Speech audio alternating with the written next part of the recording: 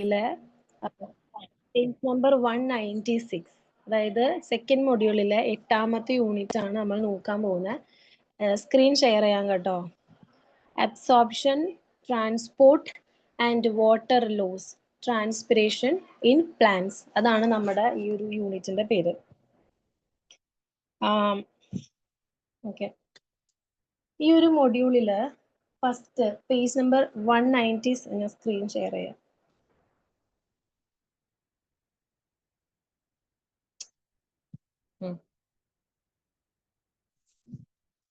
അതില് നിങ്ങൾ നോക്കിക്കഴിഞ്ഞാൽ നമുക്ക് മെയിൻ ആയിട്ടും ഈ ഒരു മൊഡ്യൂളില് പഠിക്കാനുള്ള ആൾക്കാര് മെയിൻ ആയിട്ടും വരുന്നത് ഡിഫ്യൂഷൻ, ഓസ്മോസിസ്, ഇതാണ് ഇംബൈബിഷൻ. ഇത് മൂന്നുമാണ് നമുക്ക് മെയിൻ ആയിട്ടും പഠിക്കാനുള്ളത്. ഇത് ശരിക്കും ഭയങ്കര എളുപ്പമാണ്. ഇത് കാണാതെ പഠിക്കണം എന്ന് ഒരു നിർബന്ധമില്ല. ഡെഫിനേഷനൊക്കെ ഭയങ്കര സിമ്പിൾ ആണ്. നമുക്ക് നോക്കാം. ഇതാണ് ഡിഫ്യൂഷൻ. ഓക്കെ, ഞാൻ നിങ്ങൾക്ക് പറഞ്ഞു തരാം കേട്ടോ. നിങ്ങൾ അതൊന്ന് നോട്ട് ഡൗൺ ചെയ്യണം. കാരണം ഞാൻ നമ്മൾ ചാറ്റിൽ ഇത് ടൈപ്പ് ചെയ്യുമ്പം സമയം പോകുന്നുണ്ട്. നമ്മളോട് പോർഷൻസ് നമ്മൾ കുറച്ച് പുറകിലാന്ന് തോന്നുന്നു. അത് കാരണം ഞാൻ പറയാം, നിങ്ങൾ എഴുതിയെടുക്കണം. അല്ലെങ്കിൽ ഞാൻ പിന്നീട് എങ്ങാനും ഗ്രൂപ്പിൽ ടൈപ്പ് ചെയ്തിട്ട് തരാം. അപ്പൊ ഇതിൽ ഫസ്റ്റ് ഡിഫ്യൂഷൻ ആണ് കിടക്കുന്നത്. ഓക്കെ, ഡിഫ്യൂഷൻ എന്ന് പറഞ്ഞാൽ ഉണ്ടല്ലോ, ഇത്രയേ ഉള്ളൂ. നമ്മുടെ എന്താ പറയാ, it is the movement of molecules. വെറും മോളിക്യൂൾ ആണ്, വാട്ടർ മോളിക്യൂൾ അല്ല. Okay, it is the movement of molecule from high concentration to lower concentration. അതായത് ഡിഫ്യൂഷൻ എന്ന് പറഞ്ഞാൽ എന്തുട്ടായിരുന്നു? ഹൈ കോൺസെൻട്രേഷൻ, അതായത് കുറേ മോളിക്യൂൾ ഉള്ള സ്ഥലത്ത് നിന്നും കുറഞ്ഞ മോളിക്യൂൾ ഉള്ള സ്ഥലങ്ങളിലേക്ക് ഈ മോളിക്യൂൾസ് എന്ത് ചെയ്യുന്നു? ട്രാൻസ്പോർട്ട് ചെയ്യുന്നു. ഒരു എക്സാമ്പിൾ പറഞ്ഞുതരാം. നമ്മളിപ്പം നമ്മുടെ വീട്ടില് നമ്മുടെ സിറ്റ് ഔട്ടില് ചന്ദനത്തിരി കത്തിച്ച് വെച്ചിരിക്കാന്ന് വിചാരിക്കുക. അതാണ് ഡിഫ്യൂഷന്റെ എക്സാമ്പിൾ, ഏറ്റവും ബെസ്റ്റ് എക്സാമ്പിൾ ആയിട്ട് പറയുന്നത്. ഈ ചന്ദനത്തിരി അവിടെ കത്തിച്ച് വെച്ച് കഴിഞ്ഞാൽ നമ്മുടെ വീട്ടിൽ എവിടെയെങ്കിലൊക്കെ ഇരുന്ന് കഴിഞ്ഞാൽ നമുക്ക് ആ സ്മെല്ല് കിട്ടും അല്ലേ? അതാണ് പറയുന്നത്, ചന്ദനത്തിരി കത്തിക്കുന്ന സ്ഥലത്ത് മോളിക്യൂൾസ്, ആ സ്മെല്ലിന്റെ മോളിക്യൂൾസ് എന്താ? ഹൈ കോൺസെൻട്രേഷനിലാണ് ഉള്ളത്. അത് പിന്നീട് ഇങ്ങനെ പരക്കുക ചെയ്യുന്നത്. അത് ലോവർ കോൺസെൻട്രേഷൻ, നമ്മൾ ഇരിക്കുന്ന റൂമിൽ സ്മെൽ ഉണ്ടാവില്ലല്ലോ ആദ്യമൊന്നും, പിന്നീട് ഇങ്ങോട്ടേക്ക് വരിക ചെയ്യുന്നത്. അതായത് ഹൈ കോൺസെൻട്രേഷൻ ഉള്ള സ്ഥലത്ത് നിന്നും ലോ കോൺസെൻട്രേഷൻ ഉള്ള സ്ഥലത്തേക്ക് വരികയാണ് ചെയ്യുന്നത്. ഇപ്പം ഒരാൾ പെർഫ്യൂം അടിച്ചിട്ട് പോകുമ്പോഴും, അല്ലെങ്കിൽ അടുക്കളയിൽ എന്തെങ്കിലും കറി ഉണ്ടാക്കുമ്പോഴോ, അല്ലെങ്കിൽ ഏതെങ്കിലും പൂക്കൾ വിരിഞ്ഞു നിൽക്കുമ്പോഴോ, അല്ലെങ്കിൽ ഒരാൾ കുളിച്ചിട്ട് നമ്മുടെ സൈഡിൽ കൂടെ നടന്നു പോകുമ്പോഴൊക്കെ അതിന്റെ സ്മെല്ല് നമുക്ക്, സോപ്പിന്റെ സ്മെല്ലൊക്കെ നമുക്ക് കിട്ടുമല്ലേ? ഇതൊക്കെ ഡിഫ്യൂഷൻ എക്സാമ്പിൾ ആണ്. ക്ലിയർ ആയില്ലോ? ഡിഫ്യൂഷൻ ഇത് ചോദിക്കുന്നതാണ് കേട്ടോ. ഇതിൽ കുറെ ഈ വലിയൊരു സംഭവം കണ്ടോ നിങ്ങൾ? ഡിഫ്യൂഷൻ എന്ന് പറഞ്ഞ വലിയൊരു പാരഗ്രാഫ്, അതൊന്നും പഠിക്കേണ്ട ആവശ്യമില്ല. ഇത്രയേ ഉള്ളൂ. ഡിഫ്യൂഷനിൽ പഠിക്കേണ്ടത് ഇത്രയേ ഉള്ളൂ. It is the movement of molecules. പ്രത്യേകം എഴുതാ, വെറും മോളിക്യൂളേ ഉള്ളൂ, വാട്ടർ മോളിക്യൂൾ ഇല്ല കേട്ടോ. It is the movement of molecules from high concentration to lower concentration. ഇതിനെയാണ് ഡിഫ്യൂഷൻ എന്ന് പറയുന്നത്. ക്ലിയർ ആയെന്ന് വിചാരിക്കുന്നു. അടുത്തത് നോക്കിയേ, ഓസ്മോസിസ്. ഓസ്മോസിസ് എന്ന് പറഞ്ഞാല് വാട്ടർ മോളിക്യൂളിന്റെ മൂവ്മെന്റ് ആണ്. ഡിഫ്യൂഷൻ നമ്മൾ വെറും മോളിക്യൂൾ എന്നേ പറഞ്ഞിട്ടുള്ളൂ. ചന്ദനത്തിരി കത്തിക്കുന്നതും പെർഫ്യൂമും ഒക്കെ അത് വാട്ടറായിട്ട് ബന്ധമില്ല. ഓസ്മോസിസ് എന്ന് പറഞ്ഞാല് എന്താണ്? വാട്ടറുമായിട്ട് ബന്ധപ്പെട്ടിരിക്കുന്ന. അതുകൊണ്ട് ഓസ്മോസിസ് എന്ന് പറഞ്ഞാല് movement of water molecule through a semi permeable membrane from high concentration to lower concentration. ഇങ്ങനെയാണ് അതിന്റെ ഡെഫിനേഷൻ വരുന്നത്. ഇതിൽ ഈ ടെക്സ്റ്റ് കൊടുത്തിരിക്കുന്നത് നിങ്ങൾ കാണാതെ പഠിക്കേണ്ട, ഞാൻ പറയുന്നത് എഴുതിയാൽ മതി. ഓസ്മോസിസ് എന്താണ്? It is the movement of water. അത് ശ്രദ്ധിക്കണം. ഓസ്മോസിസ് എന്ന് പറഞ്ഞാൽ വെള്ളവുമായി ബന്ധപ്പെട്ടിരിക്കുന്നതാ. അപ്പം water molecule through THROUGH through a selectively permeable membrane from high concentration to lower concentration. ഇത് തന്നെ വാട്ടർ മോളിക്യൂള് എവിടെ നിന്ന് എങ്ങോട്ടേക്ക് പോകുന്നു? കൂടുതലുള്ള സ്ഥലത്ത് നിന്നും, അതാണ് high concentration, to lower concentration, കുറഞ്ഞ സ്ഥലത്തേക്ക് പോകുന്നു. ഇത് നിങ്ങൾക്ക് ഞാൻ എക്സാമ്പിൾ പറയുമ്പോൾ മനസ്സിലാവും. ഇതിന് മെയിൻ ആയിട്ടും മൂന്ന് കണ്ടീഷൻസ് ആണുള്ളത്. ദാ അതാണ് ഈ കൊടുത്തിരിക്കുന്നത്. 3 കണ്ടീഷൻസ് അല്ല 3 ടൈപ്പ് ആണുള്ളത്. കണ്ടോ? ആ 3 ടൈപ്പ് ആണ് ഈ കാണുന്നത്. Isotonic osmosis, hypotonic osmosis, hypertonic osmosis. Okay, ഞാൻ ഇതിൽ ആദ്യം ഹൈപ്പോടോണിക് പറഞ്ഞുതരാം. ഹൈപ്പോ, ഓക്കെ, ഹൈപ്പോടോണിക് എന്ന് പറഞ്ഞാൽ ഇതിൻ്റെ ഒരു എക്സാമ്പിൾ ഞാൻ പറഞ്ഞുതരാം. ഹൈപ്പോടോണിക്കിന്റെ എക്സാമ്പിള് ഡെഫിനേഷൻ ആദ്യം പറഞ്ഞുതരാം. സൊല്യൂഷൻ ഹാസ്, ഹൈപ്പോടോണിക്കിന്റെ ഇതാണ് പറയുന്നത്. Solution has lower solute concentration than inside the cell. ഹൈപ്പോടോണിക്കിന്റെ ഡെഫിനേഷൻ എന്താണ്? Solution has lower solute concentration than inside the cell. Thus, water enters into the cell. അതായത് ഒരു എക്സാമ്പിൾ പറയുമ്പോൾ ക്ലിയർ ആവും. ഹൈപ്പോടോണിക്കിന്റെ എക്സാമ്പിൾ എന്ന് പറയുന്നത് ഇപ്പം ഒരു മിനിറ്റ്,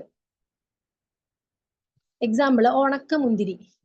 ഒരു ഉണക്കമുന്തിരി എടുക്കാം. ഹൈപ്പോ ആണ് കേട്ടോ പറയുന്നത്, HYPO, ഹൈപ്പോ. ഒരു ഉണക്കമുന്തിരി. ആ ഉണക്കമുന്തിരി എന്ന് പറയുമ്പോൾ എന്താ?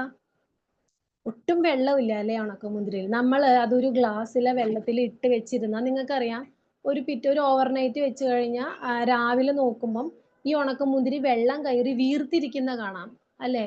അത് ഓസ്മോസിസ് ആണ് നടക്കുന്നത്. ഓസ്മോസിസിൽ ഏത് ടൈപ്പ്? ഈ ആള് ഹൈപ്പോടോണിക്. ഇത് ഈ കണ്ടീഷൻ. ആ പറഞ്ഞോ. മിസ്, ഇത് TMA പോർഷൻ ആണോ? TMA ഉള്ളതല്ല, പബ്ലിക് എക്സാമിനേഷൻ ടെക്സ്റ്റിൽ പ്രിന്റ് ആ ചാപ്റ്റർ അല്ല കിടക്കണേ. ഒരു മിനിറ്റ് ഞാൻ നോക്കട്ടെ. പബ്ലിക് എക്സാമിന്റെ മാത്രമാണ് ഇപ്പൊ നമുക്ക് പ്രിന്റ് അടിച്ച് തന്നേക്കണേ. നിക്കട ഒരു മിനിറ്റ് ഞാൻ നോക്കട്ടെ. ഇല്ലാലോ, ഇത് പബ്ലിക് എക്സാമിനേഷന്റെ ടോപ്പിക് ആണല്ലോ ടെക്സ്റ്റ് കൊടുത്തിരിക്കുന്നത്. ആണോ? അപ്പൊ ഗൈഡിൽ അതിന്റെ സിലബസ് കൊടുത്തിട്ടുണ്ട്. അത് TMA കിടക്കണേ. Absorption, transportation, water loss in plants. പിന്നെ ഷൂട്ട് സിസ്റ്റം കഴിഞ്ഞിട്ട് ടെക്സ്റ്റിൽ ഞങ്ങൾക്ക് പ്രിന്റ് അടിച്ച് തന്നേക്കുന്നത് നൈട്രജൻ മെറ്റബോളിസം ആണ്. നൈട്രജൻ മെറ്റബോളിസോ? അതിന് നിക്കട്ടോ ഒരു 10th ചാപ്റ്റർ. ഒരു മിനിറ്റ്, ഇതിന്റെ ഇത് ഞാൻ കാണിച്ചു തരാം. അതെന്താ അങ്ങനെ തന്നിരിക്കുന്നത്? നോക്കട്ടെ.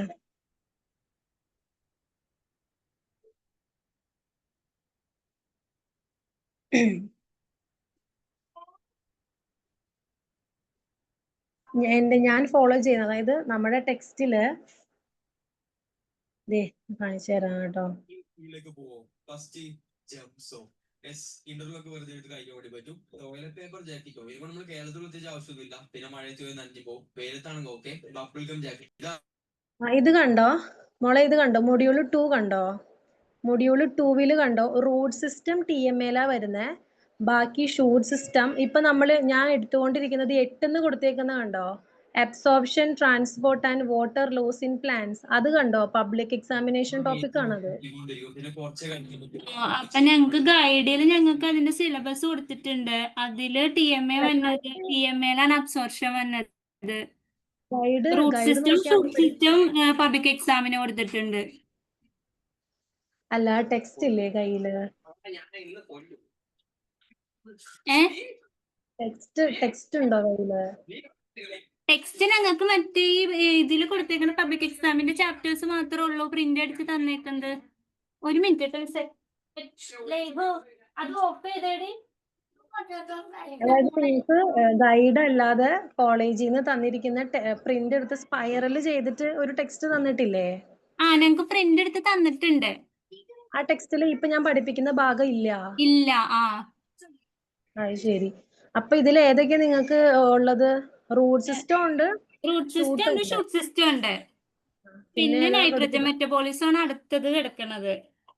അത് കഴിഞ്ഞിട്ടുള്ളതൊക്കെ ഉണ്ടോ? Photosynthesis, respiration in plants, circulation of body fluid, coordination and control, nervous and endocrine system. അത്രയാണ് സെക്കൻഡ് മൊഡ്യൂളിൽ കിടക്കണത്. പക്ഷെ ഇതെന്താ പ്രശ്നം എന്ന് പറയട്ടെ? ഇതെന്താ ഇങ്ങനെ ടെക്സ്റ്റ് പ്രിന്റ് ചെയ്തേ? കാരണം TMA എന്ന് പറയുമ്പോൾ അതിൽ നിന്ന് ഒരു ക്വസ്റ്റ്യൻ വരില്ല എന്നല്ല, 40% TMA ക്വസ്റ്റ്യൻസ് വരും. പിന്നെ അങ്ങനെയുള്ള ഗൈഡ് ഉണ്ട്. അല്ല, ഗൈഡ് നോക്കിയിട്ട് അങ്ങനെയാണോന്ന് എനിക്കറിയില്ല. എന്റെ ടെക്സ്റ്റിന്റെ കാര്യമാണ് ഞാൻ പറഞ്ഞത്. ബാക്കിയുള്ളവർക്കൊക്കെ എങ്ങനെയാ ടെക്സ്റ്റ് ഈ കുട്ടി പറഞ്ഞ പോലെ ആണോ അതോ ഇനി ഒരാളുടെ വല്ല പ്രിന്റിംഗ് മിസ്റ്റേക്ക് വന്നതാണോ അത് നിങ്ങൾക്ക് എല്ലാവർക്കും ഇങ്ങനെയാണോ? എന്റേതിലില്ല മിസ്സേ. ഗൈഡ് ആണോ? ടെക്സ്റ്റ് കിട്ടിയില്ലേ അപ്പോ? ഇല്ല, ടെക്സ്റ്റിൽ ചാപ്റ്റർ ഇല്ല. അത് ശരി. ആ എന്നിട്ട് എൻ്റെ അടുത്ത് പറയുന്ന പോർഷൻസ് പെട്ടെന്ന് പഠിപ്പിച്ചെടുക്കുക.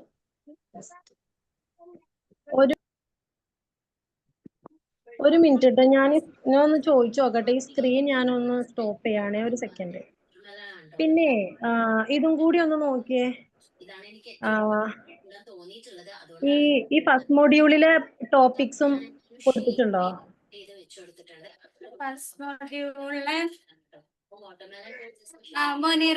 പ്രൊട്ടസ്റ്റ് ഉണ്ട്.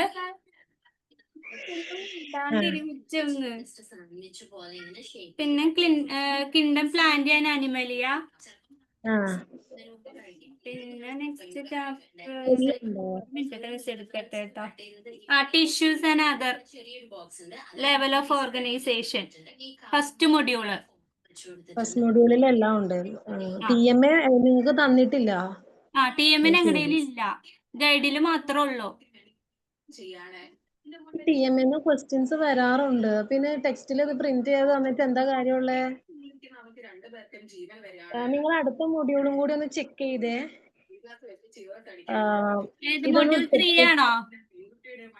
ഇതൊന്ന് നോക്കിയിട്ടൊന്ന് ചെക്ക് ചെയ്തേ. മൊഡ്യൂൾ 3ഉം 4ഉം 5ഉം ഉണ്ടാകും ചിലപ്പോ. ചെക്ക് ചെയ്തിട്ട് പറഞ്ഞു ഏതൊക്കെ ഇല്ലാത്തതെന്ന്.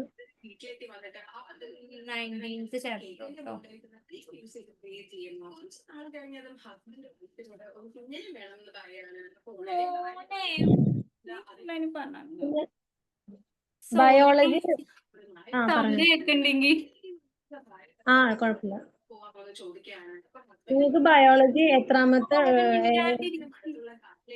എക്സാം എന്തുവരെ പഠിക്കാനാ പറഞ്ഞിരിക്കുന്നത്? ഈ ടെക്സ്റ്റ് മുഴുവനും ആണോ നിങ്ങളോട് എക്സാമിന് പഠിക്കാൻ പറഞ്ഞേക്കാണ്? വല്ലതും പറഞ്ഞായിരുന്നോ? ഒന്നും പറഞ്ഞിട്ടില്ല.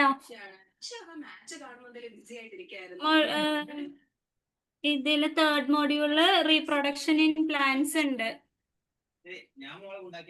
ബാക്കിയുള്ളത് ഇല്ലാത്തത് പറഞ്ഞാൽ മതി. തേർഡ് മൊഡ്യൂളിൽ നിങ്ങളുടെ ടെക്സ്റ്റിൽ ഇല്ലാത്തത്. എങ്ങനെ ടെക്സ്റ്റ് വന്നേക്കുന്നേ? ഇതില് കൊടുത്തേക്കണ പബ്ലിക് എക്സാമിന്റെ പോർഷൻസ് ആണെന്ന് തോന്നുന്നു ഗൈഡില്. അല്ല, ഞാൻ ചോദിക്കുന്നതല്ല. നിങ്ങൾക്ക് ഗൈഡും ഉണ്ട്, ഒരു സ്പൈറൽ ടെക്സ്റ്റും ഉണ്ട്. ഗൈഡ് നിങ്ങൾ നോക്കണ്ട, അത് മാറ്റി വെക്കി. സ്പൈറൽ ടെക്സ്റ്റില് ഇപ്പൊ ഞാൻ പഠിപ്പിച്ച ഭാഗം ഇല്ലല്ലോ, മൊഡ്യൂള് ഇല്ല.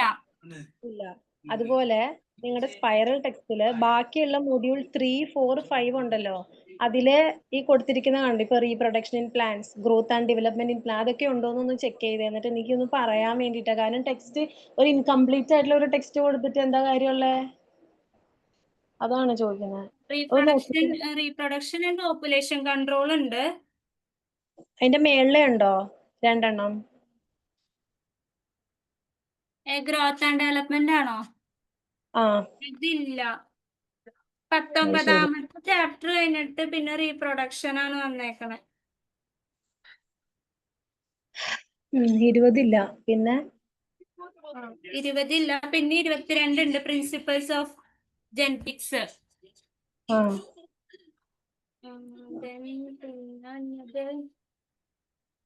പിന്നെ 24. 23 ഉണ്ടോ?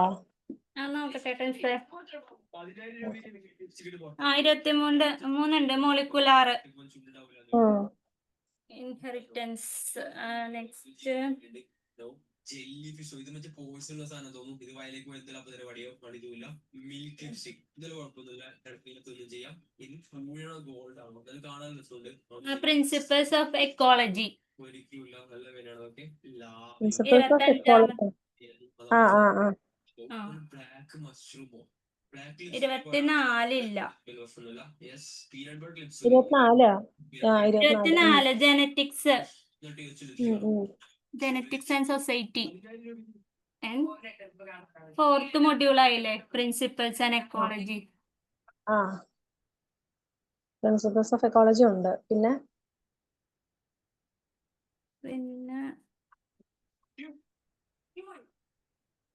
ന്യൂട്രീഷൻ ആൻഡ് ഹെൽത്ത് 26 28ാമത്തെ ചാപ്റ്റർ. ഒരു മിനിറ്റ്, കൺസർവേഷന് അതില്ല.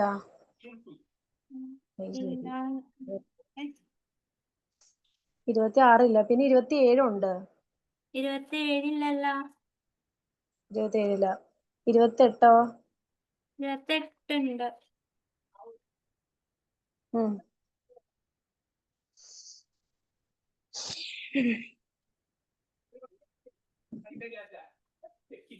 28 ഉണ്ട്. ന്യൂട്രീഷൻ ആൻഡ് ഹെൽത്ത് ഉണ്ട്.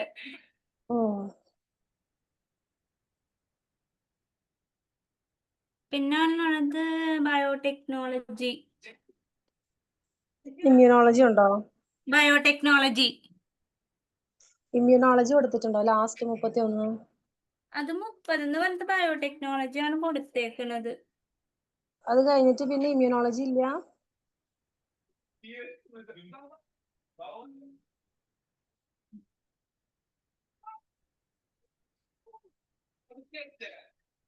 ആ ഇമ്മ്യൂണോബയോളജി ആണ് ഇൻട്രൊഡക്ഷൻ. ഓക്കെ. ഞാനിപ്പം സ്ക്രീൻ ഷെയർ ചെയ്ത് പഠിപ്പിക്കാം. ഈ 8ാമത്തെ മൊഡ്യൂൾ നിങ്ങൾ കണ്ടല്ലോ, absorption, transport and water loss in plants. അത് പബ്ലിക് എക്സാമിനേഷൻ ടോപ്പിക് ആണ്. അത് എല്ലാ വർഷവും ക്വസ്റ്റ്യൻ ചോദിക്കാറുണ്ട് കേട്ടോ. ഞാനത് കോളേജിൽ ഇൻസ്റ്റിറ്റ്യൂഷനിൽ വിളിച്ച് പറയാം.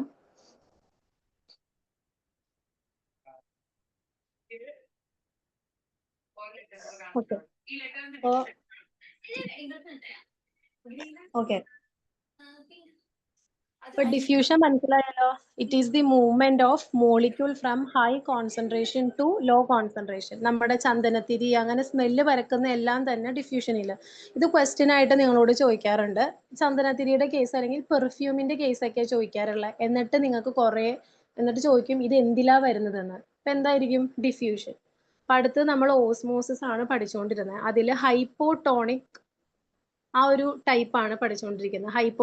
ഹൈപ്പോട്ടോണിക് ഞാൻ എന്താ പറഞ്ഞ, സൊല്യൂഷൻ ഹാസ്, ഞാൻ ഇതിന്റെ നോട്ടേ നിങ്ങൾക്ക് അയച്ചിട്ടേക്കാം കേട്ടോ. ഹൈപ്പോ എന്ന് പറഞ്ഞാൽ solution has lower solute concentration inside the cell than inside the cell. അതായത് വെള്ളം ഉള്ളിലേക്ക് കയറും. അതാണ് ഹൈപ്പോട്ടോണിക്. അതായത് നമ്മുടെ ഉണക്കമുന്തിരി നിങ്ങൾ ഒരു വെള്ളത്തിലിട്ട് ഓവർനൈറ്റ് കഴിഞ്ഞ് പിറ്റേ ദിവസം രാവിലെ നോക്കുമ്പോൾ അത് തടിച്ചിരിക്കുന്ന കാണാം അല്ലേ? അതെന്താണ്? ഓസ്മോസിസ് എന്ന് പറയുന്ന സംഭവത്തിലെ ഹൈപ്പോട്ടോണിക് ടൈപ്പിലാണ് ഉണക്കമുന്തിരികൾ വരുന്നത്.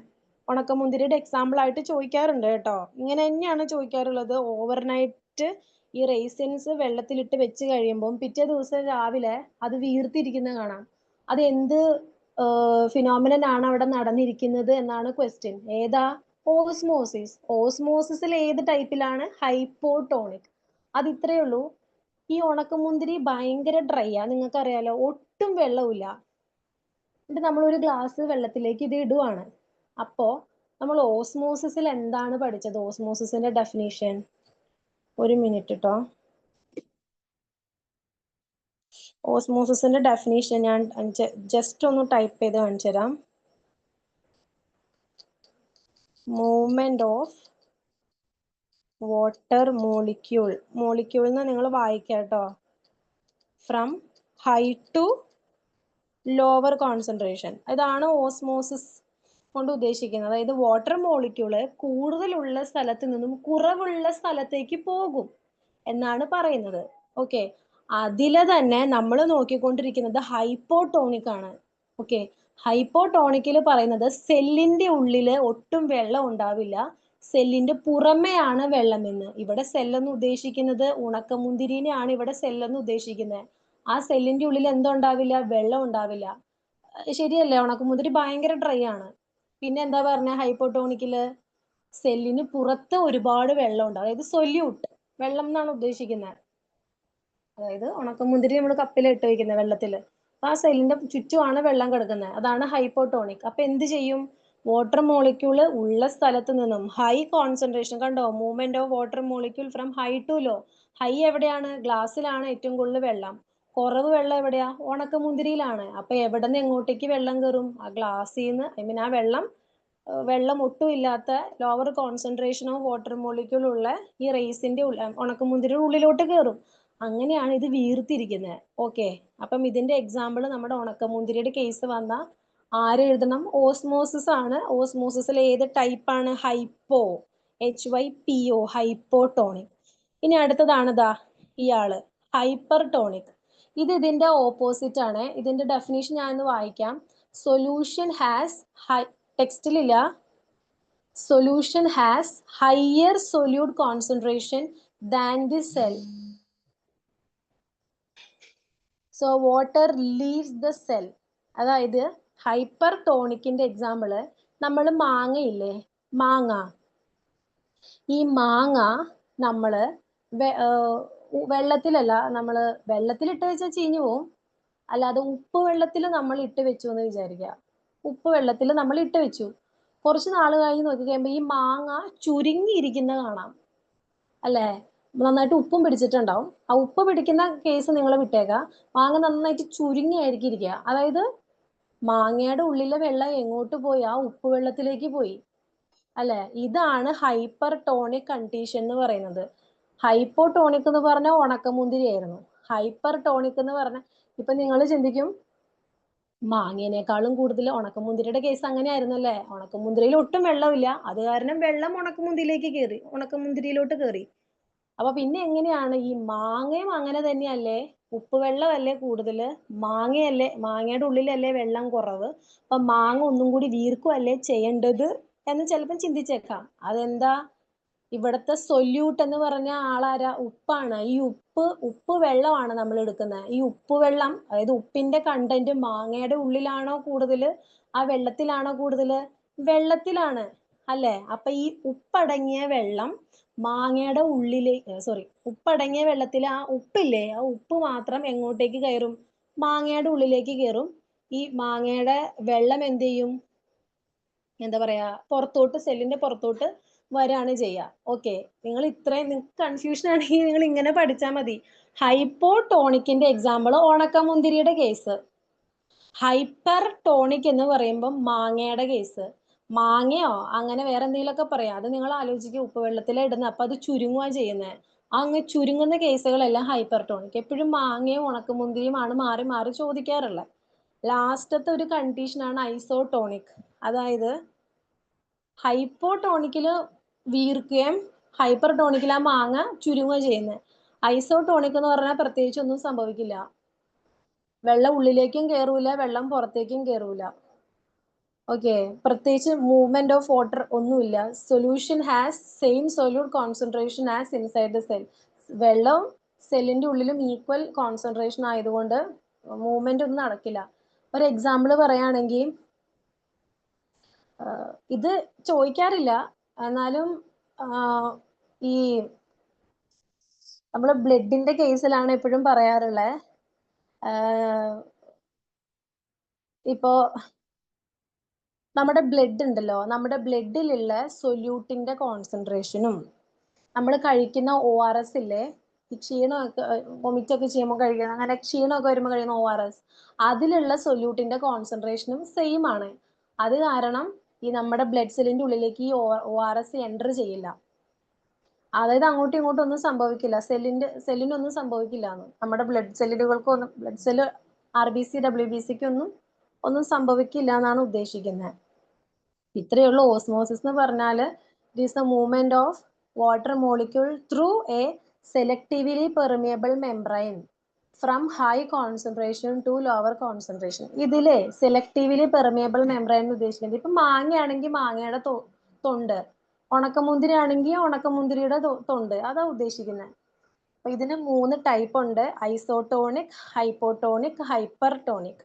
ഐസോടോണിക്കിലാണെങ്കിൽ പ്രത്യേകിച്ച് ഒന്നും സംഭവിക്കില്ല. എക്സാമ്പിൾ ആണ് നമ്മുടെ ബ്ലഡിലുള്ള സെല്ലുകളുടെ സൊല്യൂട്ട് കോൺസെൻട്രേഷനും നമ്മൾ കഴിക്കുന്ന ORSലുള്ള സൊല്യൂട്ട് കോൺസെൻട്രേഷനും സെയിം ആണ്. അതുകൊണ്ട് വാട്ടർ മോളിക്യൂളുകൾ അങ്ങോട്ടും ഇങ്ങോട്ടും ട്രാൻസ്പോർട്ട് ചെയ്യില്ല.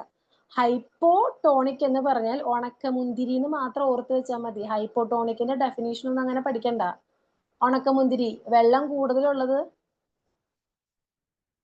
ആ ഗ്ലാസ്സിലാണ്, അപ്പൊ അത് ഉണക്കമുന്തിരിയിലേക്ക് കയറും. ഹൈപ്പർ ടോണിക് എന്ന് പറഞ്ഞാൽ മാങ്ങ ചുരുങ്ങുന്ന, വെള്ളം പുറത്തോട്ട് പോകുന്നു. ക്ലിയർ ആയെന്ന് വിചാരിക്കുന്നു. അടുത്താണ് അടുത്തത് ഒരു കൺഫ്യൂഷൻ വരാൻ സാധ്യതയുള്ളൊരു സംഭവം, അത് ഇംബൈബിഷൻ എന്ന് പറഞ്ഞിട്ട്. ഈ ഇംബൈബിഷൻ എന്ന് പറഞ്ഞാലേ, ഇംബൈബിഷൻ എന്ന് പറഞ്ഞാൽ ഈ ഇപ്പൊ കടലയൊക്കെ നമുക്ക് ഉണങ്ങിയിട്ടല്ലേ കടല ഇങ്ങനെ നമ്മൾ കറി വെക്കുന്നത്. തലേ ദിവസം നമ്മൾ വെള്ളത്തിലിട്ട് വെക്കുമല്ലേ, ഒരു ഓവർനൈറ്റ്. പിറ്റേ ദിവസം അത് ഇങ്ങനെ വീർത്തിരിക്കുന്നതാണ്. അതേപോലെ തന്നെ പയറും അങ്ങനത്തെ ഉള്ള സാധനങ്ങളൊക്കെ അങ്ങനെയാണ്. അത് ഇംബൈബിഷനിലാണ് വരുന്നത്. ഓക്കെ, അത് ഡെഫിനേഷൻ ഒന്നും ചോദിക്കാറില്ല. അതായത് ഇപ്പൊ ഇത് എന്താ പറയാ, ഇങ്ങനെയാ ചോദിക്കുന്നത്. ഇപ്പൊ ഇതിൽ ചോദിച്ചേക്കുന്നുണ്ടോ, before cooking chickpea or gram it is soaked in water overnight. Next morning the dry chickpea looks well swollen as it has imbibed water എന്ന് പറയുന്നത്. അപ്പൊ ഇങ്ങനെയാണ് ചോദിക്കുക. കടലയൊക്കെ വെള്ളത്തിൽ ഇട്ട് വെച്ച് പിറ്റേ ദിവസം അത് വീർത്തിരിക്കുന്ന കാണാം. ഇതിന് കാരണം എന്ത് എന്ന് ചോദിക്കുമ്പോ എന്താ കാരണം? അപ്പൊ ചില ആൾക്കാർ ചിന്തിക്കുവേ, വെള്ളത്തിലാണല്ലോ കടല ഇട്ട് വെക്കുന്നത്, അപ്പൊ ഉണക്കമുന്തിരിയുടെ കേസുമായിട്ട് കണക്ട് ചെയ്യും. ഉണക്കമുന്തിരിയും ചുരുങ്ങി വെള്ളം ഇല്ലാതെ ഇരിക്കുന്ന, കടലയും വെള്ളം ഇല്ലാതെ ഇരിക്കുന്നത്. ഉണക്കമുന്തിരിയുടെ ഉള്ളിലേക്ക് വെള്ളം കയറി ഉണക്കമുന്തിരി വീർക്കുന്നുണ്ട്, അതുപോലെ കടലയുടെ ഉള്ളിലേക്കും വെള്ളം കയറി കടല വീർക്കുന്നുണ്ട്. അപ്പോ ഇത് ഓസ്മോസിസ് ആകാം എന്ന് ചിന്തിക്കാം. ഇപ്പൊ നിങ്ങൾ ചിന്തിച്ചില്ലെങ്കിൽ ഇതിനെ കുറിച്ച് കുറച്ചും കൂടി പഠിച്ചു കഴിയുമ്പോൾ ചിന്തിച്ചേക്കാം. അങ്ങനെ ചിന്തിക്കേണ്ട ആവശ്യമില്ല. ഉണക്കമുന്തിരി എങ്ങനെയാ, ഭയങ്കര കട്ടിയുള്ള സാധനമാണോ? അല്ല. പക്ഷെ ഇംബൈബിഷൻ എന്ന് പറയുമ്പോൾ നല്ല കട്ടിയുള്ള സാധനങ്ങളിൽ മാത്രമാണ് ഈ ഒരു പ്രോസസ്സ് നടക്കുന്നത്. കടലയും പരിപ്പും മറ്റേ പയറൊക്കെ കുറച്ച് കട്ടിയായിട്ടാണല്ലോ നമുക്ക് കിട്ടുന്നത്. അത്ര ഓർത്താൽ മതി. അപ്പം കടല, പയറ് അങ്ങനെയുള്ള സാധനങ്ങളാണ് നിങ്ങളുടെ ക്വസ്റ്റ്യൻ എങ്കിൽ അപ്പൊ തന്നെ എഴുതിക്കോ ഇംബൈബിഷൻ ആണ്, ഓസ്മോസിസ് അല്ല. അതിനെക്കുറിച്ച് ഇതിൽ കൊടുത്തിരിക്കുന്ന പോലെ ഭയങ്കര ഡീറ്റെയിൽ ആയിട്ടൊന്നും പഠിക്കേണ്ട ആവശ്യമില്ല. ഇനി ഇവിടെ പ്ലാസ്മോലൈസിസ് എന്ന് കണ്ടോ, അത് പ്രത്യേകിച്ചൊന്നും പഠിക്കാനില്ല. ഇത് സെല്ലിൽ മാത്രമാണ് സംഭവിക്കുന്നത്. ഓസ്മോസിസ് മൂലം സെല്ലിന് ഉണ്ടാകുന്ന ഒരു പ്രോസസ്സാണ് പ്ലാസ്മോലൈസിസ്. അതൊന്നും പഠിക്കാനില്ല. ഇനി അടുത്തതാണ് വാട്ടർ പൊട്ടൻഷ്യൽ എന്ന് പറഞ്ഞിട്ട് കൊടുത്തേക്കുന്നുണ്ടോ. വാട്ടർ പൊട്ടൻഷ്യൽ എന്ന് പറയുമ്പോൾ ഇത് ഭയങ്കര സിമ്പിളാണ് കേട്ടോ, ഭയങ്കര സിമ്പിളാണ്. വാട്ടർ പൊട്ടൻഷ്യൽ എന്ന് പറഞ്ഞാൽ നമ്മളിപ്പോൾ ഉണക്കമുന്തിരിയുടെ കേസ് എടുത്തു, മാങ്ങയുടെ കേസ് എടുത്തു. ഇതിലൊക്കെ വെള്ളം മൂവ് ചെയ്യാണ് അല്ലേ. ഉണക്കമുന്തിരിയുടെ ഉള്ളിലേക്ക് കയറുന്നു, മാങ്ങയുടെ ഉള്ളിൽ നിന്ന് പുറത്തേക്ക് ഇറങ്ങുന്നു, അങ്ങനെ വെള്ളം മൂവ് ചെയ്തുകൊണ്ടിരിക്കുക. ഇതാണ് വാട്ടർ പൊട്ടൻഷ്യൽ എന്ന് പറയുന്നത്. ഞാൻ ടെക്സ്റ്റിലെ ഡെഫിനേഷൻ അല്ല കേട്ടോ ഞാൻ പറയുന്നത്, അതിൽ അങ്ങനെ കുറേ ഉണ്ട്. വാട്ടർ പൊട്ടൻഷ്യൽ എന്ന് പറഞ്ഞാൽ, water potential is the tendency of water to move from one region to another. ഒരു സ്ഥലത്ത് നിന്നും വേറെ ഒരു സ്ഥലത്തേക്ക് മൂവ് ചെയ്യാനുള്ള വെള്ളത്തിന്റെ ടെൻഡൻസിനെയാണ്, ടെൻഡൻസി എന്ന് പറഞ്ഞാൽ ആ ഒരു ഇത് അറിയാലോ, ടെൻഡൻസിനെയാണ് നമ്മൾ വാട്ടർ പൊട്ടൻഷ്യൽ എന്ന് പറയുന്നത്. ഉണക്കമുന്തിരിയുടെ കേസിൽ അങ്ങനെ തന്നെയല്ലായിരുന്നു, വെള്ളത്തിന് അവിടെ തന്നെ കിടന്നാൽ മതി, പക്ഷെ അത് എങ്ങോട്ടേക്ക് പോയി, ഉണക്കമുന്തിരിയുടെ ഉള്ളിലോട്ട് പോയി. അത് വാട്ടർ ടെൻഡൻസി ആണ്. അതിനെയാണ് നമ്മൾ ഒരു ടേം ഇട്ട് വിളിക്കുന്ന വാട്ടർ പൊട്ടൻഷ്യൽ. ഇത് നമ്മൾ എഴുതുന്നത് ഇത് ഇങ്ങനെയാ. ദേ ഇവിടെ ഒരു സിമ്പിൾ കണ്ടോ, ഒരു ഇതാണ് ഇതിന്റെ സിമ്പിള്. വാട്ടർ പൊട്ടൻഷ്യലിന്റെ സിമ്പിൾ ആണ് ഇത്. ഇനി ഒരു കാര്യം കൂടിയുണ്ട്, ഒന്നല്ല രണ്ട് കാര്യം കൂടിയുണ്ട്. വാട്ടർ പൊട്ടൻഷ്യലിന്റെ യൂണിറ്റ് പാസ്കൽ ആണ്. Pascal, PASCAL, Pascal. ഓക്കെ, ഈ സിമ്പിളിനെ വിളിക്കുന്ന പേര് PSI അങ്ങനെയായിരുന്നു, അങ്ങനെ എന്തോ. Water Pascal. ഇനി വേറൊരു പോയിന്റും കൂടി ഉണ്ട്. ഈ സൊല്യൂട്ട് കോൺസെൻട്രേഷൻ ഭയങ്കര കൂടുതലാണ് എങ്കിൽ വാട്ടർ പൊട്ടൻഷ്യൽ കുറവായിരിക്കും. ഓക്കെ, സൊല്യൂട്ടിന്റെ കോൺസെൻട്രേഷൻ കുറവാണെങ്കിൽ വാട്ടർ പൊട്ടൻഷ്യൽ കൂടുതലായിരിക്കും. പറഞ്ഞുതരാം. നമ്മുടെ ഉണക്കമുന്തിരിയുടെ മാങ്ങയുടെയും കേസ് തന്നെ എടുത്താൽ മതി. വാട്ടർ പൊട്ടൻഷ്യൽ എന്ന് പറഞ്ഞാൽ എന്താ, വെള്ളത്തിന് ഒരു സ്ഥലത്ത് നിന്ന് വേറൊരു സ്ഥലത്തിലേക്ക് മൂവ് ചെയ്യാനായിട്ടുള്ള ടെൻഡൻസി ആണല്ലേ. അപ്പൊ അത് ഇതായിട്ട് കണക്ട് ചെയ്താൽ മതി. അതായത് ഇത്രയും ഞാൻ പറഞ്ഞിട്ടുള്ളൂ. Water potential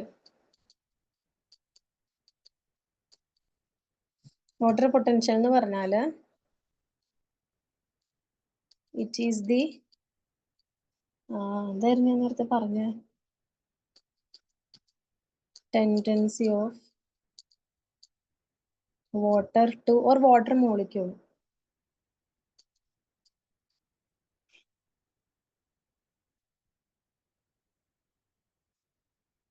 Water to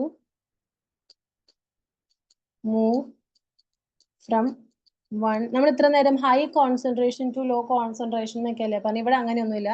one region to, ഒരു സ്ഥലത്തുനിന്ന് വേറൊരു സ്ഥലത്തോട്ട്, ടു അനദർ റീജിയൻ. വായിച്ചപ്പോൾ മനസ്സിലായിട്ടുണ്ടാവുമല്ലോ. ഇതിന്റെ യൂണിറ്റ് എന്തുട്ടായിരുന്നു? പാസ്കൽ. പാസ്കൽ.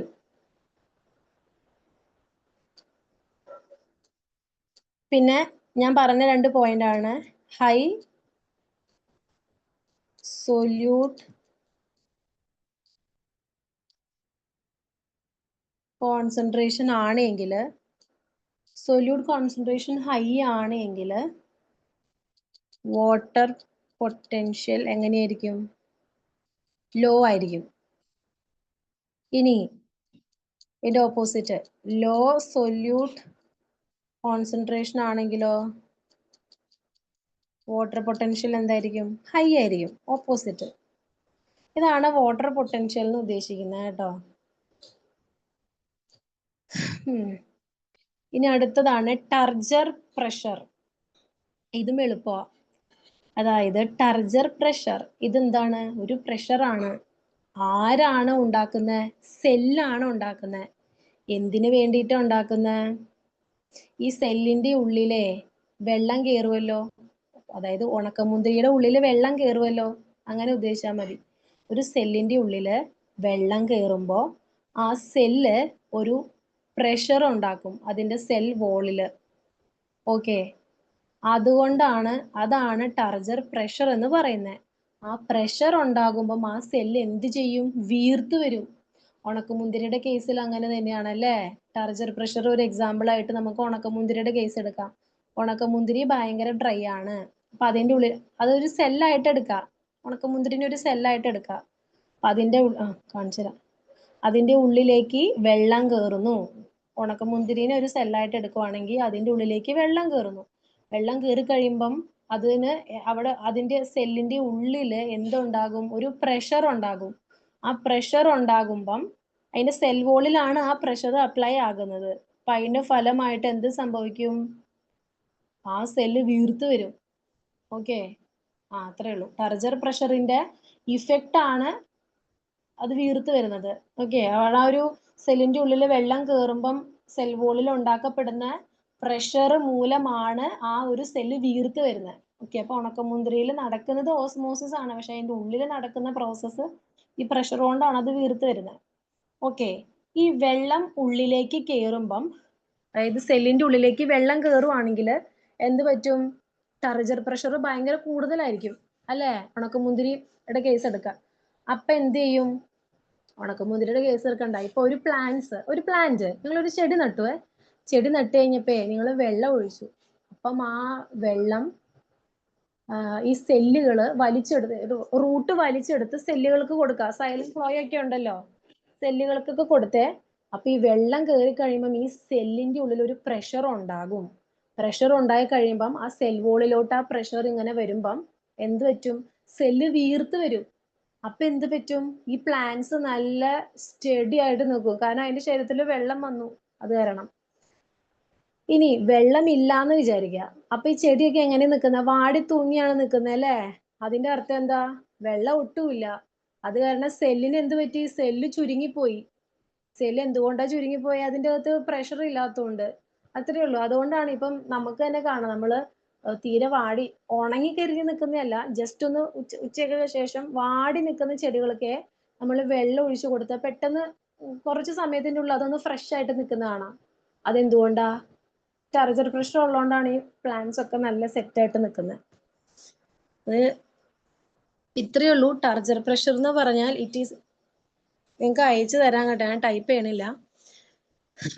ടർജർ പ്രഷർ എന്ന് പറഞ്ഞാൽ it is the pressure exerted by the cell on the cell wall due to water entering the cell. ഇത് ഈ ടെക്സ്റ്റിലൊന്നും നിങ്ങൾ പഠിക്കാനൊന്നും നിൽക്കണ്ട കേട്ടോ, ഇതൊക്കെ കുറേ ഉണ്ട്. ഇത്രയേ ഉള്ളൂ. ഇനി അടുത്തത് നോക്കിയേ, availability of water in the soil. ഇത് ഭയങ്കര എളുപ്പമാണ്. Availability of water in the soil. ഇത് നോക്കിയേ, ഇത് കുറെ കൊടുത്തിട്ടുണ്ട്. ഈ പടം ഒന്നും വരയ്ക്കാൻ പഠിക്കേണ്ടത്, ഞാൻ എളുപ്പമായിട്ട് പറഞ്ഞുതരാം. അതായത് വേരുകള് വെള്ളം വലിച്ചെടുക്കുന്നുണ്ടല്ലോ. അപ്പൊ എങ്ങനെയാണെന്ന്, ഏതൊക്കെ രീതിയിൽ വെള്ളം അവർക്ക് കിട്ടും എന്നാണ് പറയുന്നത്. 3 രീതിയിലാണ് നടക്കുന്നത്. അതാരൊക്കെയാ? എങ്ങനത്തെ type of? Gravitational water, hygroscopic water, capillary water. Gravitational water എന്ന് പറഞ്ഞാൽ നിങ്ങൾക്കറിയാം, ഗ്രാവിറ്റി എന്ന് പറഞ്ഞാൽ ഭൂമിയുടെ അടിയിൽ അല്ലെ. അപ്പൊ അങ്ങോട്ടേക്കായിരിക്കും ഈ വെള്ളം അങ്ങോട്ടേക്കായിരിക്കും പോയിക്കൊണ്ടിരിക്കുന്നത്. അതായത് ഗ്രാവിറ്റേഷണൽ ഫോഴ്സ് കൊണ്ട് നമ്മൾ ഒഴിക്കുന്ന വെള്ളത്തിന്റെ കുറച്ചൊക്കെ മണ്ണിന്റെ അടിയിലേക്ക് ഇങ്ങനെ പോകും. ഓക്കെ, ഗ്രാവിറ്റി കൊണ്ട് ആ വെള്ളം താഴേക്ക് പോകും. അത് കാരണം ആർക്ക് കിട്ടില്ല? വേരുകൾക്ക് അത് വലിച്ചെടുക്കാൻ കിട്ടില്ല. ഓക്കെ, അപ്പൊ ഗ്രാവിറ്റേഷണൽ വാട്ടർ വലിച്ചെടുക്കാൻ കിട്ടില്ല. ആർക്ക്? വേരുകൾക്ക്. കാരണം എന്താ? ഗ്രാവിറ്റി കാരണം ഒഴിക്കുന്ന വെള്ളം താഴേക്ക് ഒഴുകി പോയി. എല്ലാമല്ല, ഓക്കെ, 20% ഒക്കെ. അടുത്തതാണ് ഹൈഗ്രോസ്കോപ്പിക് വാട്ടർ. ഇത് അപ്പം ഗ്രാവിറ്റേഷണൽ വാട്ടർ പ്ലാന്റ്സിന് യൂസ് ചെയ്യാൻ പറ്റില്ല കേട്ടോ, താഴേക്ക് പോയല്ലോ, പിന്നെ അവിടെ ഇല്ലല്ലോ, അപ്പൊ ഉപയോഗിക്കാൻ പറ്റില്ല. ഹൈഗ്രോസ്കോപ്പിക് വാട്ടർ എന്ന് പറഞ്ഞാല് മണ്ണ് കുഞ്ഞു കുഞ്ഞു ഭാഗമാണല്ലോ, അതിന്റെ ഇടയില് മണ്ണിന്റെ കുഞ്ഞു കുഞ്ഞു പോഴ്സ് ഉണ്ടാകും. അല്ലെങ്കിൽ ഈ മണ്ണിന്റെ ഉള്ളില്, സോയിൽ പാർട്ടിക്കിളിന്റെ ഉള്ളില് അത് ടൈറ്റ് ആയിരിക്കും. അതായത് മണ്ണ് കുറച്ച് ടൈറ്റ് ആണല്ലോ അടിയിലേക്ക് പോകും തോറും. അതിന്റെ ഇടയില് ഈ വെള്ളം കെട്ടിക്കിടക്കും. ഓക്കെ, അതും ആർക്കും ഉപയോഗിക്കാൻ പറ്റില്ല? വേരുകൾക്ക് ഉപയോഗിക്കാൻ പറ്റില്ല. വലിയ വേരുകളുള്ള ആൾക്കാരില്ലേ, ഇപ്പം തേക്ക്, അങ്ങനെ തെങ്ങ്, അവർക്കൊക്കെ ചിലപ്പോൾ ഉപയോഗിക്കാൻ പറ്റുമായിരിക്കും. പക്ഷെ ആർക്കും ഉപയോഗിക്കാൻ പറ്റില്ല. സാധാരണ വലിയ വലിയ വൻ മരങ്ങളൊക്കെ അല്ലാതെ സാധാ ചെടികൾക്കൊന്നും അത് ഉപയോഗിക്കാൻ പറ്റില്ല. കാരണം എന്താ? അത് ഈ സോയിൽ പാർട്ടിക്കിളിന്റെ ഉള്ളിൽ സ്റ്റക്ക് ആയിട്ട് കിടക്കുക. ആ വെള്ളം വലിച്ചാൽ ഇവർക്ക് കിട്ടാൻ പോണില്ല. ഓക്കെ, നമ്മളിപ്പം പറഞ്ഞ ഗ്രാവിറ്റേഷണൽ വാട്ടറും ഹൈഗ്രോസ്കോപ്പിക് വാട്ടറും ആർക്കും ഉപയോഗിക്കാൻ പറ്റില്ല? പ്ലാന്റ്സിന് ഉപയോഗിക്കാൻ പറ്റില്ല. പക്ഷെ ആരെ ഉപയോഗിക്കാം? ലാസ്റ്റ് കാണുന്ന കാപ്പിലറി വാട്ടറിന് ഉപയോഗിക്കാൻ പറ്റും. ഈ കാപ്പിലറി വാട്ടർ എന്ന് പറഞ്ഞാലുണ്ടല്ലോ, സോയിൽ പാർട്ടിക്കിളിന്റെ ഉള്ളില് കുഞ്ഞു കുഞ്ഞു പോഴ്സ് ഉണ്ടാവും. കുഞ്ഞു കുഞ്ഞു ഓട്ടകൾ പോലെ കുഞ്ഞു കുഞ്ഞു പോഴ്സ് ഉണ്ടാവും. അതിന്റെ അകത്താണ് കിടക്കുന്നത്. അത് ഇവർക്ക് ഈസി ആയിട്ട് വലിച്ചെടുക്കാം. ഹൈഗ്രോസ്കോപ്പിക് ടൈറ്റ് ആയിട്ടാണ് അവിടെ ബൗണ്ട് ചെയ്തിരിക്കുന്നത്. കാപ്പിലറി വാട്ടർ ലൂസ് ആയിട്ടാണ് സോയിൽ പാർട്ടിക്കിളിന്റെ ഉള്ളിൽ കിടക്കുന്നത്. അത് ആർക്ക് വലിച്ചെടുക്കാൻ പറ്റും? ഈ പുല്ലിനും അവർക്കൊക്കെ വലിച്ചെടുക്കാനായിട്ട് പറ്റും. അത്രേ ഉള്ളൂ. ആര്? നമ്മുടെ ഈ ഒരു topic, availability of water in the soil. അപ്പൊ അവൈലബിലിറ്റി എന്ന് പറയുമ്പോൾ 3 രീതിയിലുള്ള വെള്ളമാണ് മണ്ണിന്റെ അടിയിൽ കിടക്കുന്നത്. ഗ്രാവിറ്റേഷണൽ വാട്ടർ, അത് നമ്മൾ ഒഴിക്കുന്നതോ അല്ലെങ്കിൽ മുൻപുള്ളതോ ആയിരിക്കാം. അത് ചെടികൾക്ക് ഉപയോഗിക്കാൻ പറ്റൂല. കാരണം അതെന്താ? ഗ്രാവിറ്റി കാരണം ആ വെള്ളം 20% വെള്ളം താഴേക്ക് ഇറങ്ങിപ്പോവും. ഹൈഗ്രോസ്കോപ്പിക് വാട്ടറും പ്ലാന്റ്സിന് ഉപയോഗിക്കാൻ പറ്റില്ല. കാരണം ഇത് ഭയങ്കര ടൈറ്റ് ആയിട്ട് ബൗണ്ട് ചെയ്തിട്ടായിരിക്കും കിടക്കുന്നത് മണ്ണിന്റെ ഉള്ളിൽ. അത് വലിച്ചെടുക്കാനായിട്ട് സാധാ ചെറിയ ചെറിയ പ്ലാന്റ്സിനൊന്നും പറ്റില്ല. ലാസ്റ്റത്തെ കാപ്പിലറി വാട്ടർ ആണ് ചെടികൾ ഉപയോഗിക്കുന്നത്. കാരണം അത് ലൂസ് ആയിട്ടായിരിക്കും ആ പോഴ്സിന്റെ അകത്ത് കിടക്കുന്നത്. ഓക്കെ, അത്രേ ഉള്ളൂ സംഭവം. ഇനി അടുത്തത് absorption of water by plants. ഒരു മിനിറ്റ്, ഇത് എത്രയുണ്ട് നോക്കട്ടെ.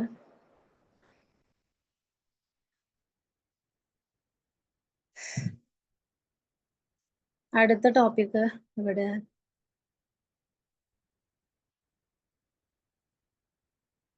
എവിടെയാ പഠിപ്പിച്ചോണ്ടിരുന്നത്?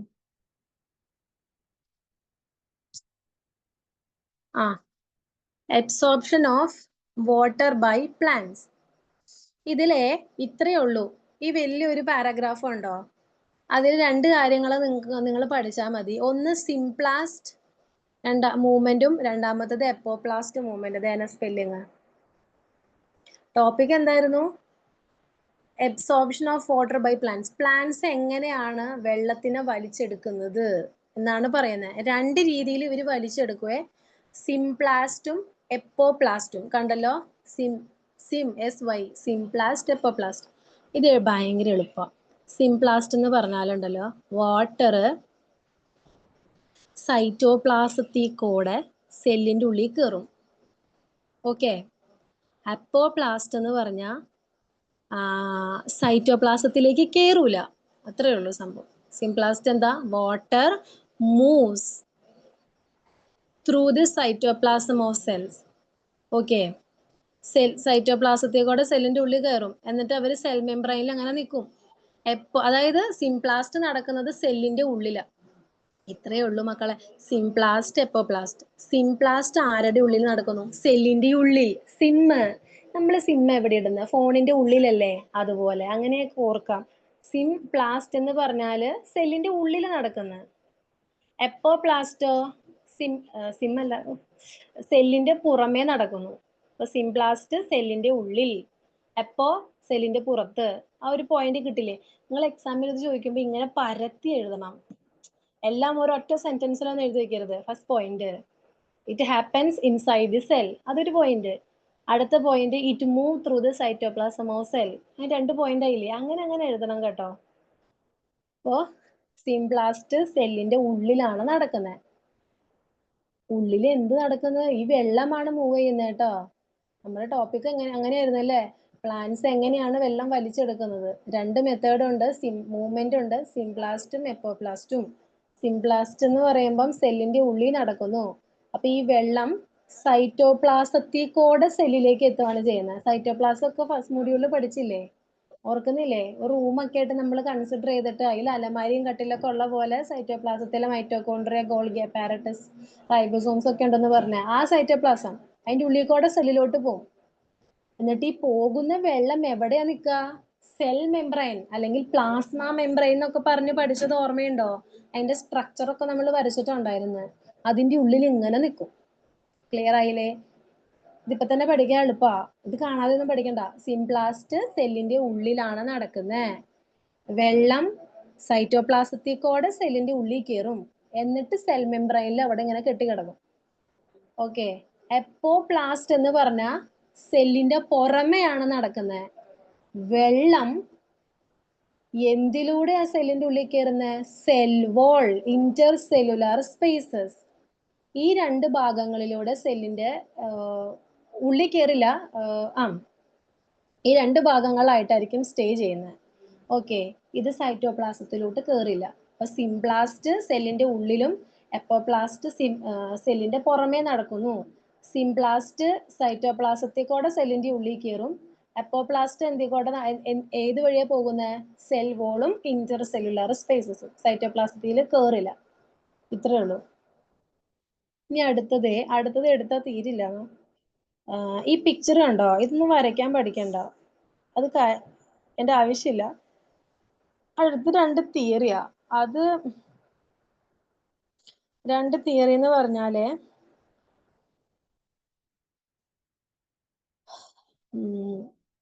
Root pressure theory, physical force theory അല്ലെങ്കിൽ കൊഹിഷൻ തിയറി എന്നാ പറയുന്നത്. ഇത് ഞാൻ അടുത്ത ക്ലാസ്സിൽ എടുക്കാം. കാരണം ഇത് തീരില്ല പറഞ്ഞു കഴിഞ്ഞാൽ. അത് കാരണം ഞാൻ അടുത്ത ക്ലാസ്സിൽ എടുക്കാം. അല്ലെങ്കിൽ വേണ്ട, ഇപ്പൊ പറഞ്ഞുതരാം. റൂട്ട് പ്രഷർ തിയറി എന്ന് പറഞ്ഞ ഇത്രയേ ഉള്ളൂ. Root pressure theory. അപ്പൊ തന്നെ എന്താണ് അവിടെ ഉള്ള? ഒരു പ്രഷർ ഉണ്ടല്ലേ? പ്രഷർ എന്ന് പറഞ്ഞാൽ എന്താ? ഒരു പുഷ് ആണല്ലേ? ഈ ഒരു പ്രഷർ ഉണ്ടാകുന്നതേ റൂട്ടിന്റെ ഉള്ളിലാ. റൂട്ട് പ്രഷർ തിയറി ആണ് ഞാൻ പറയുന്നത്. ഈ ടെക്സ്റ്റില് പാരഗ്രാഫ് പഠിക്കാൻ ഞാൻ പറയില്ല, അതൊരു രസമില്ല. റൂട്ട് പ്രഷർ തിയറി എന്ന് പറഞ്ഞാല് റൂട്ടിന്റെ ഉള്ളിലാണ് ഈ ഒരു പ്രഷർ ഉണ്ടാകുന്നത്. അത് ഫസ്റ്റ് പോയിന്റ്. എപ്പോഴാണ് ഈ പ്രഷർ ഉണ്ടാവുന്നത്? മിനറൽസ്, വാട്ടർ, ഇതെല്ലാം പ്ലാന്റ്സിന്റെ ഉള്ളിൽ എത്തുമ്പോഴാണ് ഈ ഒരു പ്രഷർ ഉണ്ടാകുന്നത്. ഓക്കെ. റൂട്ട്സ് നമുക്കറിയാലേ, മിനറൽസിനെയും പിന്നെന്താണ് ബാക്കിയുള്ള മൈക്രോ എലമെന്റ്, മാക്രോ എലമെന്റ് ഇവരെയൊക്കെ വലിച്ചെടുക്കും മണ്ണിന്റെ ഉള്ളിൽ നിന്ന്. നിങ്ങൾക്കറിയാലോ. അങ്ങനെ വലിച്ചെടുത്ത് കഴിയുമ്പം സൈലം ഉണ്ടല്ലോ, സൈലം ഫ്ലോയം എന്നൊക്കെ പറഞ്ഞ നമ്മൾ അന്ന് എന്താ പഠിച്ചേ? സൈലം എന്ന് പറയുന്നത് വേര് വലിച്ചെടുക്കുന്ന മിനറൽ, വാട്ടർ, ന്യൂട്രിയൻസ് ഇതിനെല്ലാം സൈലത്തിൽ കൂടെ ഇലകളിൽ എത്തിക്കും. ഇലകൾ ഉണ്ടാക്കുന്ന ഫുഡ് ഫ്ലോയത്തിലൂടെ ബാക്കി എല്ലാ ഭാഗത്ത് എത്തിക്കും. മനസ്സിലായല്ലോ? അപ്പൊ ഈ വേരുണ്ടല്ലോ, വെള്ളത്തിനെയും മിനറൽസിനെയും ഒക്കെ വലിച്ചെടുത്ത് കഴിയുമ്പോൾ ഈ സൈലത്തിന്റെ ഉള്ളിൽ കുറേ വെള്ളവും കുറേ മിനറൽസും വരും. അതായത് സൊല്യൂട്ടിന്റെ കോൺസെൻട്രേഷൻ സൈലത്തിന്റെ ഉള്ളിൽ കൂടും. ഓക്കെ. അങ്ങനെ കൂടി കഴിയുമ്പം അവിടെ ഒരു പ്രഷർ ഉണ്ട്. നമ്മൾ നേരത്തെ ഒരു കാര്യം പഠിച്ചില്ലേ? എന്തുട്ടാ പഠിച്ചത് നമ്മള്? ടർജർ പ്രഷർ എന്നും പറഞ്ഞ് നമ്മളൊരു കാര്യം പഠിച്ചല്ലേ, സെല്ലിന്റെ ഉള്ളില് വെള്ളം അല്ലെങ്കിൽ സൊല്യൂട്ട് എന്ത് വേണമെങ്കിലും അതുണ്ടായി സെല്ല് നിറഞ്ഞു കഴിയുമ്പോൾ ഒരു പ്രഷർ ഉണ്ടാക്കി എടുക്കുന്നുണ്ടെന്ന് പറഞ്ഞു അല്ലേ, ഉണക്കമുന്തിരിയുടെ ഒക്കെ കേസ് പറഞ്ഞത്. അതേപോലെ തന്നെ ഇവിടെ സൈലത്തിന്റെ ഉള്ളില് ഈ വേര് വലിച്ചെടുക്കുന്ന വെള്ളവും മിനറൽസും ഒക്കെ തിങ്ങി നിറഞ്ഞു കഴിയുമ്പം സൈലത്തിന്റെ ഉള്ളിൽ ഒരു പ്രഷർ ഉണ്ടാകും. അതാണ് റൂട്ട് പ്രഷർ തിയറി എന്ന് പറയുന്നത്. ഓക്കെ, അതിന്റെ ഫലമായിട്ട് രണ്ട് കാര്യങ്ങൾ അവിടെ സംഭവിക്കും. ഒന്ന് ഗട്ടേഷനും പിന്നെ ഒന്ന് എക്സ്യുഡേഷൻ എന്ന് പറഞ്ഞിട്ട് ഇത് കൊടുത്തിട്ടുണ്ട്.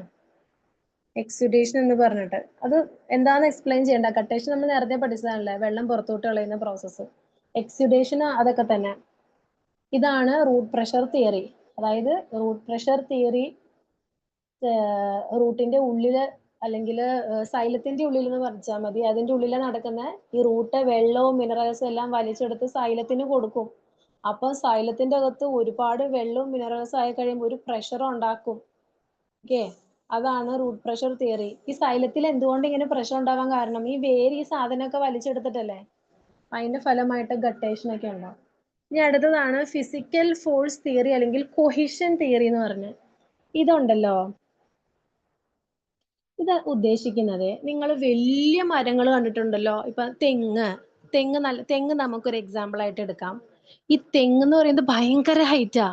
അപ്പൊ എങ്ങനെയായിരിക്കും അല്ലേ ഈ വെള്ളം, ഈ വേര് ഈ വെള്ളവും മിനറൽസും ഒക്കെ വലിച്ചെടുക്കുന്നുണ്ടല്ലോ, ഇത് ആ തെങ്ങിന്റെ മണ്ടയ്ക്ക് എത്തണ്ടേ? ഇല അവിടെയല്ലേ ഇരിക്കുന്നേ, ഇലയിൽ ഈ വെള്ളവും മിനറൽസും എത്തിയാലല്ലേ ഫുഡ് ഉണ്ടാക്കാൻ പറ്റുള്ളൂ. അപ്പൊ എങ്ങനെ ഇത്രയും പൊക്കത്തോട്ട് അത് എത്തുന്നേ? അത് എക്സ്പ്ലെയിൻ ചെയ്യുന്ന തിയറിയാണ് ഫിസിക്കൽ ഫോഴ്സ് തിയറി അല്ലെങ്കിൽ കൊഹിഷൻ തിയറി എന്ന് പറയുന്നത്. ക്ലിയർ ആയാലോ? വലിയ മരങ്ങളിൽ എങ്ങനെ വെള്ളം എത്തുന്നു, ഭയങ്കര പൊക്കമുള്ളവരില്, ആ തിയറിയാണ് ഈ തിയറി പറയുന്നത്. അതായത് ഞാൻ ഒന്ന് വായിച്ചോട്ടെ കേട്ടോ, ഒരു മിനിറ്റ്.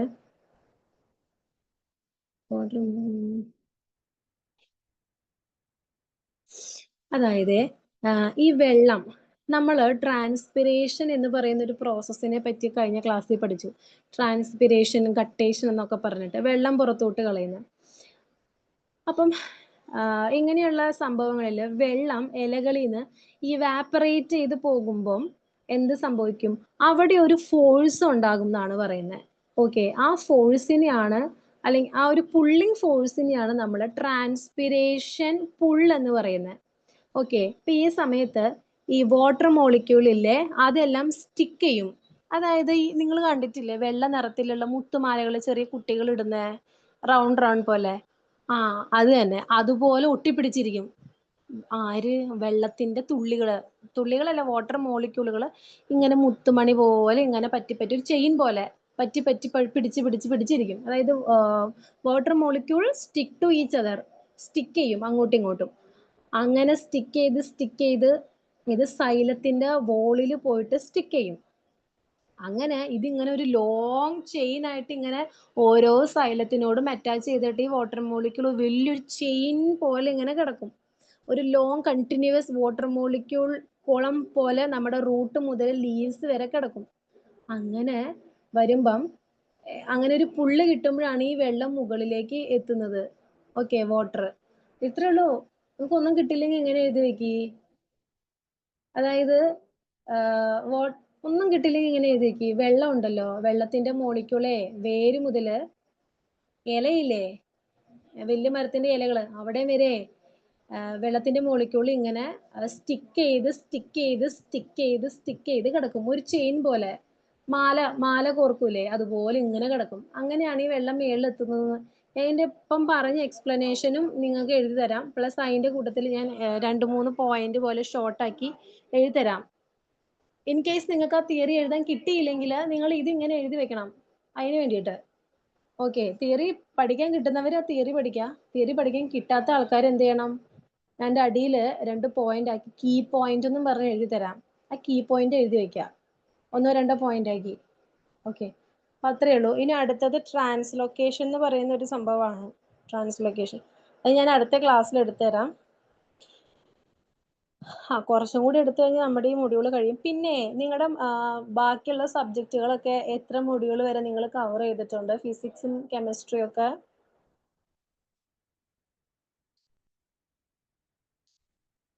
പറ. നിങ്ങളെ നോക്കിയേ, ഇത് ഇതിന്റെ സിലബസാ ബയോളജിയുടെ. നിങ്ങൾ ഇതൊന്ന് നോക്കിയേ. TMA എന്നും നിങ്ങൾ കണ്ടോ? TMA ബ്രാക്കറ്റിൽ എന്താ ഇട്ട് വെച്ചിരിക്കുന്നത്? 40%. പബ്ലിക് എക്സാമിനേഷന്റെ 60%, 100-ല്. അതിന്റെ അർത്ഥം TMA ഒന്നും വരില്ല എന്നാണോ അതിന്റെ അർത്ഥം? അല്ല, TMA വരാം, ചിലപ്പോ വരാം, ചിലപ്പോ വരാതിരിക്കാം. പഠിക്കരുതെന്ന് സിലബസിൽ പറഞ്ഞിട്ടില്ല. ഓക്കെ, പക്ഷെ 60% ക്വസ്റ്റ്യനുകൾ വരുന്നത് പബ്ലിക് എക്സാമിനേഷൻ ടോപ്പിക് എന്ന് പറഞ്ഞിട്ട് നമ്മൾ കുറച്ച് കണ്ടില്ലേ? അവിടെയാണ് നിങ്ങൾ നിങ്ങളുടെ ഒരു 90% എഫേർട്ട് ഇടേണ്ടത്. പബ്ലിക് എക്സാമിനേഷൻ ടോപ്പിക് എന്ന് പറഞ്ഞാൽ ഇവിടെ കൊടുത്തേക്കുന്ന കുറെ അതൊക്കെ പഠിക്കേണ്ടത്. ഓക്കെ, ഇതിൽ TMA നമ്മുടെ 8ാമത്തെ മൊഡ്യൂളിൽ absorption, transport and water loss in പ്ലാന്റ്സിലൊക്കെ കിടക്കുന്നത്. പക്ഷെ ടെക്സ്റ്റ് ബേസ് ചെയ്തിട്ടാണ് കേട്ടോ ക്വസ്റ്റ്യൻ വരുന്നത്. അപ്പൊ അവിടെ നിന്ന് ക്വസ്റ്റ്യൻ വരും. കാരണം അവിടെ നിന്ന് ക്വസ്റ്റ്യൻ വന്നിട്ടുണ്ട് പ്രീവിയസ് ക്വസ്റ്റ്യൻ പേപ്പറിൽ. അതാ ഞാൻ പറയണേ. TMA നോക്കിയേ, 40% ക്വസ്റ്റ്യൻ വരും. അതായത് ബാക്കി 10% നിങ്ങൾ എവിടെ നിന്ന് പഠിക്കണം? TMA. അത് നമുക്ക് എക്സാമിന്റെ സമയമാകുമ്പോൾ ഞാൻ പറഞ്ഞുതരാം എന്ത് പഠിക്കേണ്ടതെന്ന് TMA. അത് നിങ്ങൾ പഠിച്ചാൽ മതി. ഇതൊക്കെ TMA ഒന്നും പഠിക്കരുത്. സിലബസ് കാണുമ്പോൾ തന്നെ മനസ്സിലായിക്കൂടെ? ഉണ്ടോ? TMA ഇത്രയും പോർഷനിൽ 40% വരാം. ചിലപ്പോൾ ഒരു മാർക്കിനൊക്കെ നിങ്ങൾ തോറ്റു പോവാണെങ്കിലോ TMA പഠിക്കാതെ. അല്ലെങ്കിൽ നിങ്ങൾ ഇങ്ങനെ ഒരു കാര്യം ചെയ്താൽ മതി. ഈ പബ്ലിക് എക്സാമിനേഷൻ ടോപ്പിക് ഉണ്ടല്ലോ 60%, അത് നിങ്ങൾ ടെക്സ്റ്റിൽ നിന്നും പഠിക്കാം. ഈ TMA 40% എന്ന് പറഞ്ഞിരിക്കുന്ന ഭാഗം നിങ്ങൾ ഗൈഡ് നോക്കി പഠിച്ചാലും മതി. അല്ലെങ്കിൽ ഞാൻ എക്സാമിന്റെ സമയത്ത് എപ്പോഴും TMA എന്ന് വരാൻ സാധ്യതയുള്ള ചോദ്യങ്ങളൊക്കെ പറഞ്ഞു കൊടുക്കാറുണ്ട്. ഞാൻ അങ്ങനെ ചെയ്യാറുള്ളത്. TMA കംപ്ലീറ്റ് ആയിട്ട് ഒരിക്കലും ഒഴിവാക്കരുത്. കാരണം എനിക്ക് തോന്നുന്നു നിങ്ങളെ മിക്കൊരു ഹയർ സ്റ്റഡീസിന് പോകാൻ ഇരിക്കുന്നവരായിരിക്കുമല്ലോ. ഇൻ കേസ് ആരെങ്കിലും ഡിഗ്രിക്ക് പോകുന്നുണ്ടെന്ന് വിചാരിക്കാം. സുവോളജി ഡിഗ്രിക്ക് പോകണ്ടെങ്കിൽ ഇത് കണ്ടോ? Growth and development in plants, reproduction in plants, reproduction in human beings, ഇതെല്ലാം ഡിഗ്രിക്കുണ്ട്. ഡിഗ്രിക്ക് മാത്രമല്ല PGക്കും ഉണ്ട്. ഇത് ബേസിക്കാ. ഇതറിയാതെ നമ്മൾ നമുക്ക് ഇന്ന് നാണക്കേടാ, നമുക്കൊന്നും അറിയില്ലെങ്കിൽ. അപ്പൊ നിങ്ങൾ പഠിക്കണം കേട്ടോ. അതായത് ബയോളജി മെയിൻ സബ്ജക്റ്റ് ആയിട്ട് എടുക്കുന്ന ആൾക്കാരുടെ കാര്യം പറയണേ. അതുമായിട്ട് എന്തെങ്കിലും പഠിക്കുന്ന ആൾക്കാരുണ്ടെങ്കിൽ ന്യൂട്രീഷൻ ആൻഡ് ഹെൽത്ത് ഒക്കെ പഠിക്കാനുണ്ട് നമുക്ക്. എക്കോളജി, ഇമ്മ്യൂണോളജി, ബയോടെക്നോളജി, ഇതൊക്കെ നമുക്ക് ഡിഗ്രിക്കും ഡിഗ്രിക്കില്ല PGക്കും ഒക്കെ പഠിക്കാനുണ്ട്. ഓക്കെ, അതുപോലെ ഫസ്റ്റ് മൊഡ്യൂൾ എല്ലാം ഡിഗ്രിക്ക് പഠിക്കാനുള്ളതാ. ഈ കിങ്ഡം മൊനീറയും പ്രൊട്ടിസ്റ്റയും ഒക്കെ കണ്ടോ നിങ്ങള്? Kingdom Monera, Protista, fungi, plant, animal, ഇത് നമുക്ക് ഡിഗ്രിക്ക് പഠിക്കാൻ. നിങ്ങളിപ്പം പഠിക്കുന്നില്ലേ? അതിന്റെ കുറച്ചും കൂടി വലിയൊരു വേർഷൻ നിങ്ങൾക്ക് ഡിഗ്രിക്ക് പഠിക്കാനുണ്ട്. നിങ്ങൾ ഡിഗ്രി കഴിഞ്ഞിട്ട് PGക്ക് വേണമെങ്കിൽ ഇതിനും വലുത് പഠിക്കാനുണ്ട്. ഇതിന്റെ ഉള്ളിൽ ഇനി സബ് ഡിവിഷൻസ് ഉണ്ട്. ഇതൊക്കെ പഠിക്കാനുണ്ട്. അപ്പൊ ഇതൊക്കെ നിങ്ങൾ അറിഞ്ഞിരിക്കണം. അവിടെ ഇത് ചിലപ്പോൾ പഠിപ്പിച്ചു തരില്ല. അത്രേ ഉള്ളൂ. അതുകൊണ്ട് ഇത് നിങ്ങൾ പഠിക്കുക, എളുപ്പമാണ്. ഓക്കെ. പിന്നെ ഈ ന്യൂട്രീഷൻ ആൻഡ് ഹെൽത്ത് എന്നൊക്കെയുള്ള ഭാഗമില്ലേ? ഏതേ ന്യൂട്രീഷൻ ആൻഡ് ഹെൽത്ത് കണ്ടോ? ഇതൊക്കെ ഉണ്ടല്ലോ PSC ഇല്ലേ? PSCയിലൊക്കെ ചോദിക്കാറുണ്ട് ന്യൂട്രീഷൻ ആൻഡ് ഹെൽത്ത് എന്നൊക്കെ. ഓക്കെ, അപ്പൊ അത്രേ ഉള്ളൂ. അപ്പൊ പഠിക്കാം. ഞാൻ ചോദിച്ചതിന്റെ ആൻസർ കിട്ടിയില്ലല്ലോ. മിണ്ടാതിരിക്കുന്ന എന്താ? ബയോളജിയും കെമിസ്ട്രി, ഫിസിക്സ് ഒക്കെ എത്ര മൊഡ്യൂളായിരുന്നു? പറ. സെക്കൻഡ് മൊഡ്യൂളും തേർഡ് മൊഡ്യൂളും ഒക്കെ കഴിഞ്ഞോ? എന്തോ ഒന്നും മിണ്ടാതെ ഇരിക്കുന്നേ ഇങ്ങനെ? ലീവ് ചെയ്ത് ഞാൻ പോവാ.